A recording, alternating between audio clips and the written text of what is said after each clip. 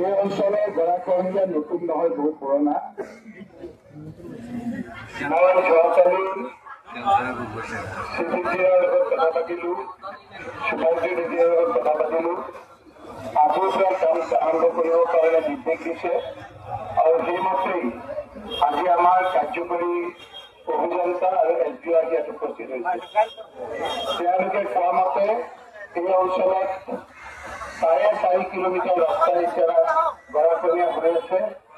তাৰ ভিতৰত 1200 kilometre 1200 metre ইতিমধ্যে হৈ গৈছে আৰু 300 মিটাৰ এতিয়া গৰাখহনীয়া ব্যাপক হৈ আছে। তেওঁলোকৰ মতে যে আৰু 30 লাখ টকা যদি হয় তেতিয়াহ'লে এই কামখিনি এই বছৰতে আপোনালোকৰ হ'ব। গতিকে আমি ঘোষণা কৰিছোঁ যে আমি আমাৰ আৰ্থিক ফাণ্ড ইমিডিয়েটলি আমি 15 লাখ টকা আৰু MLA ফাণ্ডৰ 15 লাখ টকা এই বিষয়তে আমি দি দিম আৰু আপোনালোকৰ কিমান কাম কালিৰ পৰা আৰম্ভ হৈ যাব। এই যিটো মূল সমস্যা এই সমস্যাটো আপোনালোকে এই নিৰ্মাণৰ 30 লাখ টকা আমি ঘোষণা কৰিছোঁ আৰু কালিৰ পৰা দ্ৰুতগতিত ইনশাআল্লাহ কাম আৰম্ভ হ'ব। কিন্তু এই অঞ্চলৰ সমস্যাটো আপোনালোকে ইয়াৰে নহয়, গৰাখহনীয়া সমস্যাটো আমি এতিয়া যদি কেন্দ্ৰীয় চৰকাৰৰ পৰা আমি নাপাওঁ আৰু ৰাজ্য চৰকাৰে যদি পাৰ্মানেণ্ট প্ৰটেকশ্যনৰ কাৰণে আমাক নিদিয়ে তেতিয়া এইটো এটা ডাঙৰ থাকি যোৱা বেমাৰ।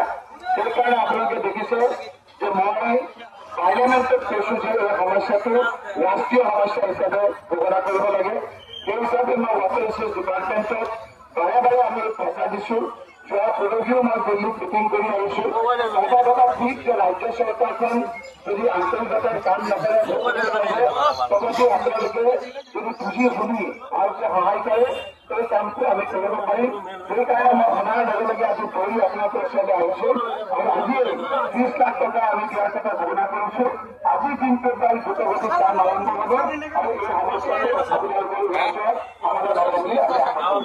গতিকে আজিৰ সময়ত আগাম দিলে আমি এতিয়া নামাজ পঢ়ি যদি আপোনালোক সকলোকে এই বিপদৰ পৰা এইটো যদি বিপদৰ সুযোগ বিপদৰ পৰা যাতে আমাক ৰক্ষা কৰে আপোনালোকে সকলোৱে সহায় সহযোগিতা আমি কামনা কৰিছোঁ।